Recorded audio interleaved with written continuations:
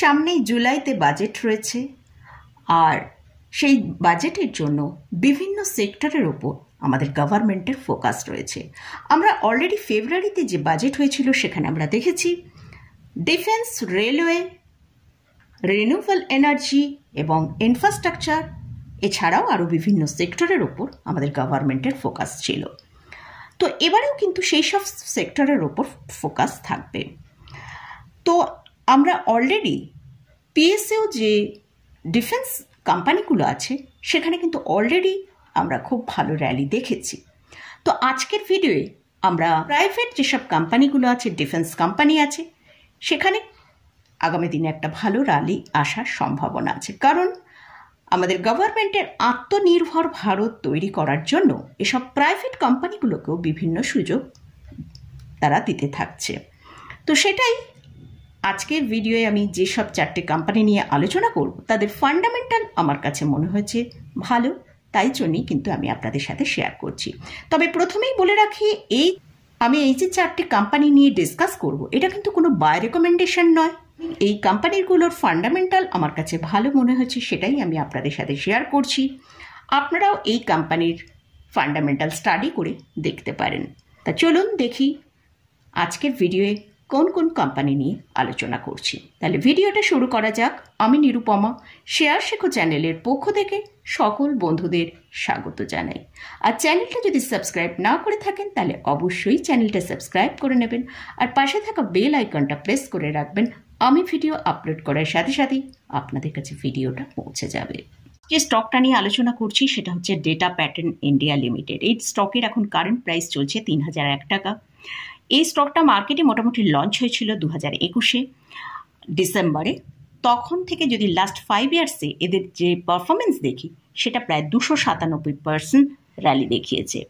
আর এই স্টকটার লাস্ট 1 বছরের যদি পারফরমেন্স দেখি সেটা 60.58%। এই স্টকের এরা মেইনলি ডিফেন্স, অ্যারোস্পেস, ইলেকট্রনিক্স সেক্টরের ওপর এরা কাজ করে। এই স্টকের মার্কেট ক্যাপিটালাইজেশন হচ্ছে 16,803 করোড়। স্টকের কারেন্ট পি চলছে 92.5। এখানে একটা কথা বলি, যদি স্টকটা আপনি স্টাডি করার পর ভালো লাগে তাহলে এক্ষুনি বাই না করি, কারণ স্টকের যে কারেন্ট পি চলছে তার মিডিয়ান পি থেকে অনেকটা হাইতে ট্রেড করছে। মিডিয়ান পি হচ্ছে 66-এর কাছাকাছি, আর স্টকের পি এখন চলছে 92.5-এর কাছে। মার্কেট এখন হাইতে ট্রেড করছে। আপনার স্টকটা যদি আপনার ওয়াচে থাকে, স্টকটা বেশ কিছুটা কারেকশন এলে তারপরে কিন্তু বাই করা যেতে পারে। স্টকের আরওসি হচ্ছে 20.1%, আরওই হচ্ছে 14.6%। এই কোম্পানিটা একটা অলমোস্ট ডে ফ্রি কোম্পানি। এদের যদি আমরা লাস্ট 5 ইয়ার্সের সিএজিআর গ্রোথ দেখি সেটা 88.2%। আর এই কোম্পানি একটা হেলদি ডিভিডেন্ড পে করে।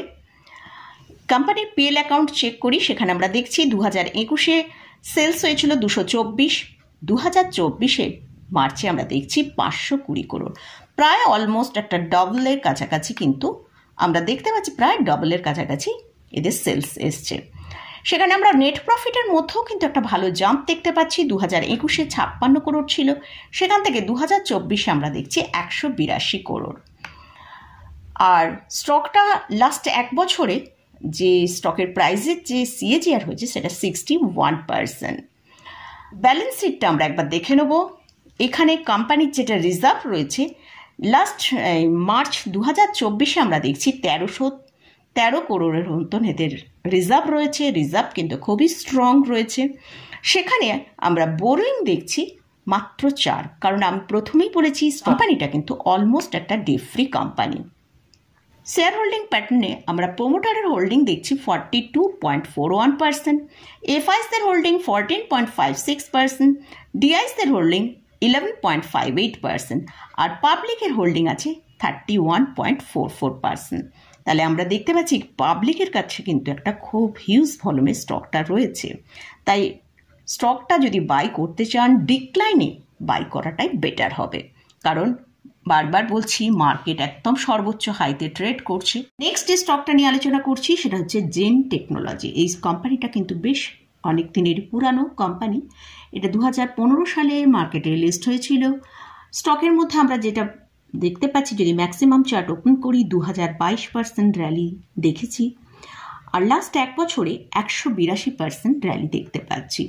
এই স্টকের এখন যেটা কারেন্ট প্রাইস চলছে সেটা 1175 টাকা।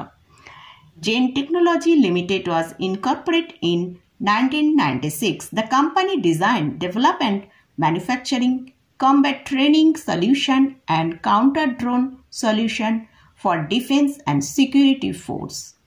কোম্পানির মার্কেট ক্যাপিটালাইজেশন যদি দেখি, এটা একটা স্মল ক্যাপ ক্যাটাগরির স্টক। তো মার্কেট ক্যাপিটালাইজেশন হচ্ছে 9,876 করোড়। আর স্টকের পি চলছে 78.2। এই স্টকের মিডিয়ান পি থেকে একটু ওপরে চলছে। স্টকের মিডিয়ান পি হচ্ছে 71। তো এখন স্টকটা একটু হাই প্রাইসে ট্রেড করছে। এটা একটা স্মল ক্যাপ ক্যাটাগরি স্টক। এই স্টকে যখন সেলিং আসবে তখন কিন্তু ভালো সেলিং আসবে, তাই স্টকের প্রাইস কিন্তু অনেকটা ওপরের দিকে ট্রেড করছে। আমরা যদি এই স্টকের হাই লোটা একবার দেখি, 52 উইক হাই হচ্ছে 1230 টাকা, লো হচ্ছে 411 টাকা।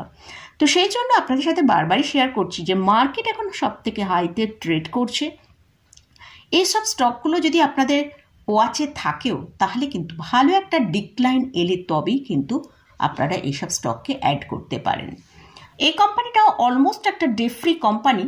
এদেরও যদি আমরা প্রফিট গ্রোথ দেখি, লাস্ট 5 ইয়ার্সে 56.9% CAGR। পিএল অ্যাকাউন্টটা আমরা একবার দেখে নেবো। সেখানে দেখছি 2021-এ এদের যে সেলসটা দেখিয়েছে সেটা 55 করোড়।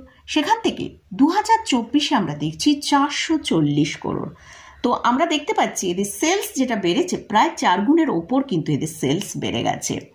তো এই কোম্পানির নেট প্রফিট কীরকম হয়েছে সেটা আমরা একবার দেখে নেবো। নেট প্রফিটের মধ্যেও ভালো গ্রোথ আছে। 2021-এ যেটা ছিল 3 করোড়, সেটা এখন হচ্ছে 130 করোড়। খুব ভালো এদের কিন্তু গ্রোথ হচ্ছে আমরা দেখতে পাচ্ছি। রিজার্ভ যদি দেখি, 440 করোড় হচ্ছে রিজার্ভ রয়েছে। সেখানে বোরোয়িং কিন্তু খুবই কম, জাস্ট 2 করোড়ের মতন বোরোয়িং আছে। এদের যদি শেয়ার হোল্ডিং প্যাটার্নটা একবার দেখি, সেখানে প্রোমোটারের হোল্ডিং হচ্ছে 55.07%, এফআইসদের হোল্ডিং 3.84%, ডিআইসদের হোল্ডিং 3.31%, আর পাবলিকের হোল্ডিং আছে 37.15%। তার মানে পাবলিকের কাছে কিন্তু একটা হিউজ কোয়ান্টিটি হোল্ডিংয়ে রয়েছে। তো নেক্সট যে স্টকটা নিয়ে আলোচনা করছি সেটা হচ্ছে প্যারাস ডিফেন্স।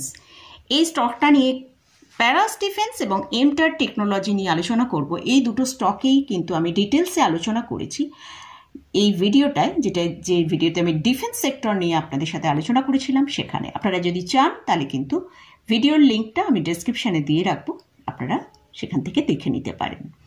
যাই হোক, আমি এখানে প্যারাস ডিফেন্স নিয়ে আলোচনা করছি। এই স্টকটার মার্কেট ক্যাপিটালাইজেশন হচ্ছে 5,494 করোড়। এই স্টকের এখন কারেন্ট পি চলছে 183-র কাছে। রিসেন্ট আমরা স্টকের মধ্যে একটা কিন্তু স্পাইক দেখেছি, সেটাও আমি আপনাদের সাথে শেয়ার করেছিলাম।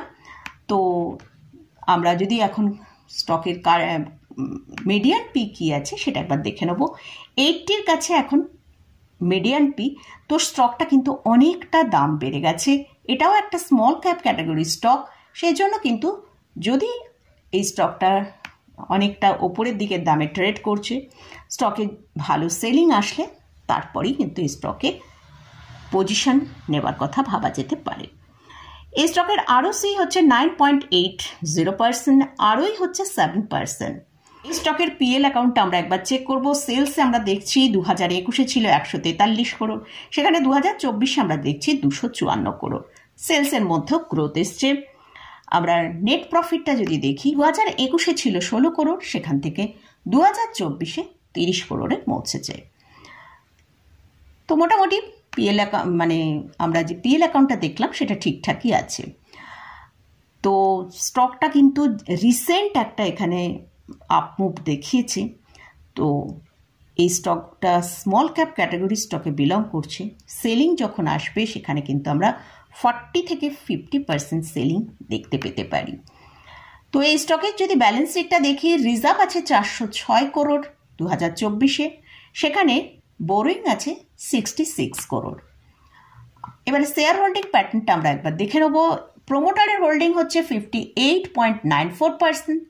এফআইস ডিআইসদের খুব একটা বেশি পজিশন নেই, সেক্ষেত্রে আমরা যদি পাবলিকের দেখি 38.18% পাবলিকের হোল্ডিং রয়েছে। লাস্ট যে স্টকটা নিয়ে আলোচনা করব সেটা হচ্ছে এমটার টেকনোলজি। এই স্টকের এখন কারেন্ট প্রাইস চলছে 1858 টাকা, আর এই স্টকটারও মার্কেট ক্যাপিটালাইজেশন হচ্ছে 5716 করোড়। স্টকের কারেন্ট পি হচ্ছে 102 আর মিডিয়ান পি 72 এর কাছে ট্রেড করছে, তার মানে এখন স্টকটা কিন্তু অনেক হাইতে ট্রেড করছে। কোম্পানির পিএল অ্যাকাউন্টটা একবার দেখে নেব। মার্চ 2021-এ আমরা দেখছি সেলস 246 করোড় ছিল, সেখান থেকে 2024-এ দেখছি 580 করোড়। তো নেট প্রফিটের মধ্যে আমরা দেখছি 2021-এ ছিল 46 করোড় আর মার্চ 2024-এ 56 করোড়। এখানে একটা জিনিস আছে যে নেট প্রফিট 2023-এ কিন্তু 104 করোড় ছিল, সেখান থেকে মার্চ 2024-এ 56 করোড় হয়ে গেছে। তো সেই জন্য আমরা কিন্তু অপারেটিং প্রফিট মার্জিনটাও অনেকটা ডিক্লাইন দেখতে পাচ্ছি, যেটা 2023-এ ছিল 27%, সেটা কিন্তু এখন কমে 19% হয়েছে। ঠিক আছে, আমরা আগামী দিন দেখব এই কোম্পানিটা আরও গ্রোথ আসছে কিনা। সবসময় যে একদম ওপরের দিকেই মুভ করে সবসময় চলবে, অনেক সময় বিভিন্ন কারণের জন্য কোম্পানিতে নেট প্রফিটের মধ্যে ডিক্লাইন আসতে পারে। আমরা সেলসের মধ্যে গ্রোথ দেখতে পেলাম, তো আগামী কোয়ার্টারগুলো এবং ইয়ারগুলো কীরকম পারফরমেন্স করে সেটা আমাদের একটু ওয়াচে রাখতে হবে। 24-এ রিজার্ভ আছে 646 করোড়, বোরোয়িং আছে, বোরোয়িংও ভালোই রয়েছে, 190 করোড়ের মতন বোরোয়িং আছে।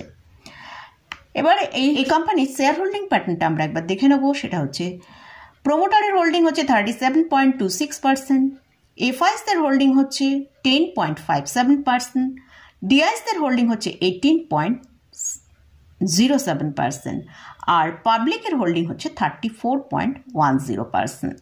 মোটামুটি আমরা এফআইস এবং ডিআইসদের মোটামুটি দুজনে মিলিয়ে কিন্তু 28%-এর ওপরে হোল্ডিং দেখতে পাচ্ছি। স্টক নিয়ে আপনাদের সাথে ডিসকাস করলাম, এই স্টকগুলোর মধ্যে কোনোটাতেই আমি বাই রেকমেন্ডেশন করছি না। এই স্টকগুলো আপনারা আপনাদের ওয়াচে রাখতে পারেন এবং স্টাডি করে দেখতে পারেন। আরও একটা কথা বলি, মার্কেট কিন্তু একদম হাইতে ট্রেড করছে। মার্কেটের মধ্যে যখন সেলিং আসবে তখন কিন্তু মোটামুটি সব স্টকের মধ্যেও সেলিং আসবে। বিশেষ করে মিড ক্যাপ এবং স্মল ক্যাপ ক্যাটাগরির যেসব স্টক আছে সেগুলোয় কিন্তু আমরা 30 থেকে 60% সেলিং আসতে পারে এবং স্টকগুলো যথেষ্ট র্যালি আমরা দেখতে পেয়েছি। সেখানে কিন্তু সেলিং আসলে কিন্তু একটা উপর দিক থেকে অনেকটা ডিক্লাইন আমরা দেখতে পাবো। তাই এক্ষুনি কোনো স্টকে বাই করবেন না, স্টকগুলো আপনারা স্টাডি করতে পারেন। আপনাদের যদি ভালো লাগে সেটা আপনারা আপনাদের নলেজে রাখতে পারেন। যতক্ষণ না এইসব স্টকের মধ্যে এই মিড ক্যাপ এবং স্মল ক্যাপ যেসব স্টকগুলো নিয়ে আলোচনা করলাম, এই স্টকগুলোর মধ্যে যতক্ষণ না 30 থেকে 40% কি 50% ডিক্লাইনে আসছে, ততক্ষণ আমার মনে হয় বাই করা ঠিক হবে না।